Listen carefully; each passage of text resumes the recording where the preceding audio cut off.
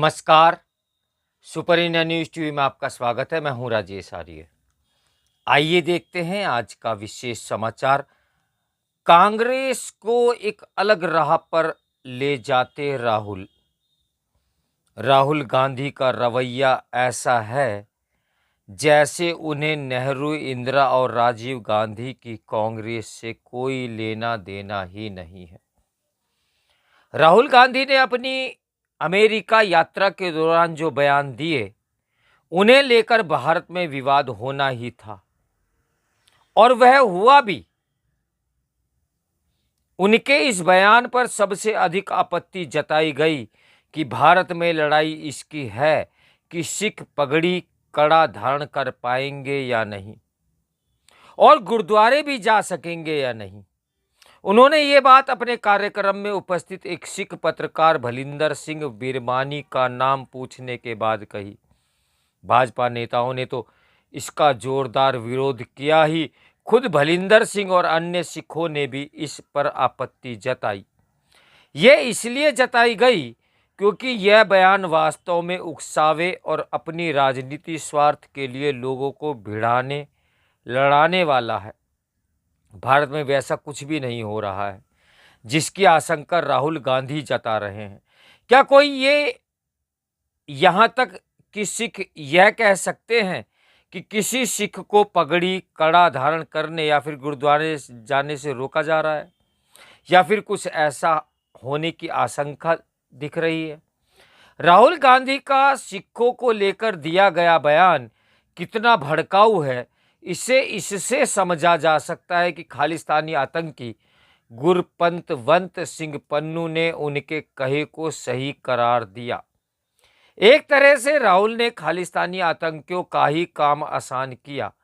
यह तय है कि अब वे उनके बयान का सहारा लेकर भारत के खिलाफ और अधिक दुष्प्रचार करेंगे। लेकिन राहुल गांधी के रवैये से ये साफ है कि उन पर इसका कोई फर्क नहीं पड़ रहा है, कि वह इस पर गौर करने को तैयार नहीं कि इंदिरा गांधी की हत्या के बाद दिल्ली और देश में कुछ अन्य शहरों में सिखों के खिलाफ जो भीषण दंगे हुए, उन्हें रोकने के लिए तत्कालीन प्रधानमंत्री राजीव गांधी ने कुछ नहीं किया था और उल्टे ये कहा था कि जब कोई बड़ा पेड़ गिरता है तो धरती हिलती ही है।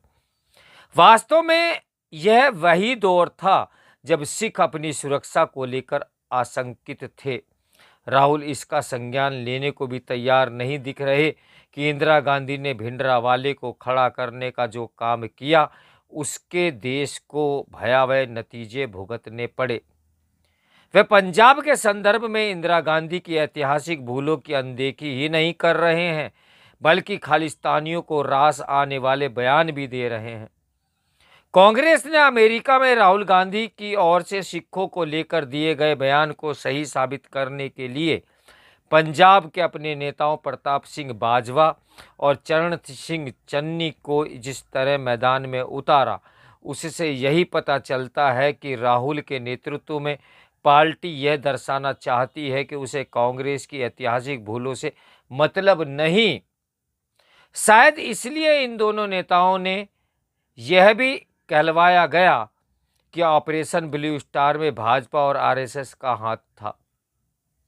यह केवल खतरनाक नैरेटिव खड़ा करने वाला ही नहीं, बल्कि लोगों को बरकलाने वाला भी झूठ है। लेकिन शायद राहुल गांधी कांग्रेस को अलग राह पर ले जाने के लिए छल कपट का सहारा लेने में भी संकोच नहीं कर रहे हैं। हैरानी की बात तो यह है, इसी कारण अमेरिका में उन्होंने यह भी कहा कि भारत में तमिल, तेलुगु आदि भाषाओं यानी भाषियों से यह कहा जा रहा है कि उनकी भाषा, संस्कृति और खान पान कमतर है। राहुल गांधी ने अमेरिका में अपने चित परिचित अंदाज में यह भी कहा कि चीन ने भारत की सैकड़ों किलोमीटर जमीन पर कब्जा किया हुआ है और प्रधानमंत्री मोदी उससे निपट नहीं पा रहे। वह यह बात ने जाने कब से दोहराए जा रहे हैं। साफ तो यह है कि यह उन्हें भूलना पसंद नहीं कि चीन ने भारत की भूमि पर उस समय कब्जा किया था जब कांग्रेस सत्ता में थी। चीन के प्रति जवाहरलाल नेहरू की नरम नीति के नतीजों की अनदेखी कर राहुल गांधी यही रेखांकित कर रहे हैं कि नेहरू जी ने भारी भूल की, उससे उन्हें कोई मतलब ही नहीं है। राहुल ने अमेरिका में यह भी कहा कि जब स्थितियां अनुकूल होंगी तो आरक्षण खत्म कर दिया जाएगा। जब इसका विरोध हुआ तो उन्होंने कहा कि वह तो आरक्षण को 50% से अधिक करना चाहते हैं। इससे यदि कुछ साफ होता है तो यही कि राहुल इस तथ्य को ओझल करना चाहते हैं कि कांग्रेस किस तरह व्यक्तिगत स्तर पर सदैव आरक्षण के खिलाफ रही। सब जानते हैं कि जब वीपी सिंह ने मंडल आयोग की सिफारिशों को लागू किया था तो राजीव गांधी के नेतृत्व में कांग्रेस ने इसका खुलकर विरोध किया था। आज राहुल गांधी यह सब भूलकर खुद को आरक्षण का सबसे बड़ा पैरोकार साबित करने में लगे हुए हैं। वे पार्टी यानी कांग्रेस की ऐतिहासिक भूलों के साथ साथ पार्टी की पुरानी नीतियों से भी किनारा कर रहे हैं। इसका प्रमाण केवल आरक्षण बढ़ाने की उनकी मांग ही नहीं, जातिगत गणना कराने का उनका वादा भी है। जबकि ध्यान यह रहे कि कांग्रेस ने किस तरह सत्ता में रहते समय जातिगत जनगणना कराने से बार बार इनकार किया। आज राहुल गांधी जातिगत जनगणना पर जोर देते समय ये बताने को तैयार नहीं कि आखिर कांग्रेस सत्ता में रहते समय जातिगत जनगणना कराने से क्यों इनकार करती रही। स्पष्ट है कि वह कांग्रेस को बदलने में लगे हुए हैं और इस क्रम में नेहरू, इंदिरा और राजीव गांधी की रीति नीति से भी पल्ला झाड़ रहे हैं। राहुल इससे कहीं कोई परवाह करते नहीं दिख रहे कि कांग्रेस को नया स्वरूप देने की उनकी कोशिश पार्टी के पुराने नेताओं को रास आ रही है या नहीं आ रही है। भाजपा कांग्रेस की ऐतिहासिक भूलों के आधार पर राहुल गांधी को घेरने की हर संभव कोशिश तो कर रही है, लेकिन वह यही दिखा रही है कि इससे उसकी सेहत पर कोई फर्क नहीं पड़ रहा। राहुल गांधी का रवैया ऐसा है मानो वह यह कहना चाहते हों कि नेहरू, इंदिरा और राजीव गांधी की कांग्रेस से उनको कोई नाता नहीं है और इन नेताओं ने जो कुछ अच्छा बुरा किया उससे उन्हें कोई मतलब नहीं। राहुल गांधी के सुर का सामना कांग्रेस किस तरह करेगी यह तो वही जाने, लेकिन भाजपा को यह समझ लेना चाहिए कि वह कांग्रेस की गलतियों और उसकी नीतियों का जिक्र करके राहुल को घेरने में कामयाब नहीं होने वाली।